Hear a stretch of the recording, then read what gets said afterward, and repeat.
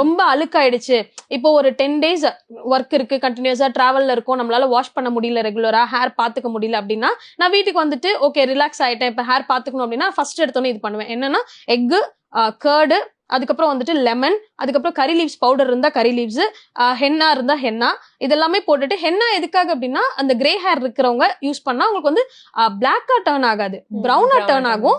So தெரியாது உங்களுக்கு grey hair வெளியில பளிச்சுன்னு தெரியாது.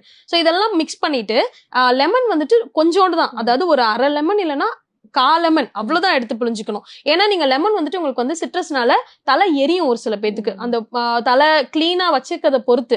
ரொம்பலாம் நீங்க சொரிஞ்சு சொரிஞ்சு ஒரு மாதிரி புண்ணாகி இல்ல சூட்டுக்கு அந்த கொப்பளம் எல்லாம் இருக்குன்னா உங்களுக்கு எரியும். சோ அதனால ரொம்ப கம்மியா இது எல்லாத்தையும் மிக்ஸ் பண்ணிட்டு நீங்க தலையில ஒரு 10-15 மினிட்ஸ் தான், காய விடக்கூடாது ரொம்ப, வச்சுட்டு நீங்க வாஷ் பண்ணிட்டீங்கன்னா நல்ல கிளீன்.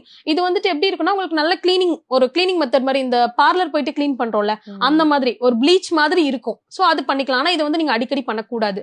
மந்த்லி ஒன்ஸோ இல்ல 2 months ஒன்ஸோ, இல்ல உங்களுக்கு ரொம்ப ஹேர் தலை வந்து கிளீனாவே இல்ல ஃபீல் ஆகுறப்ப மட்டும் பண்ணா போதும். சோ இந்த மாதிரி. இது தவிர்த்து வெறும் ஹென்னா வந்துட்டு கிரே ஹேர் இருக்கவங்க யூஸ் பண்ணலாம்.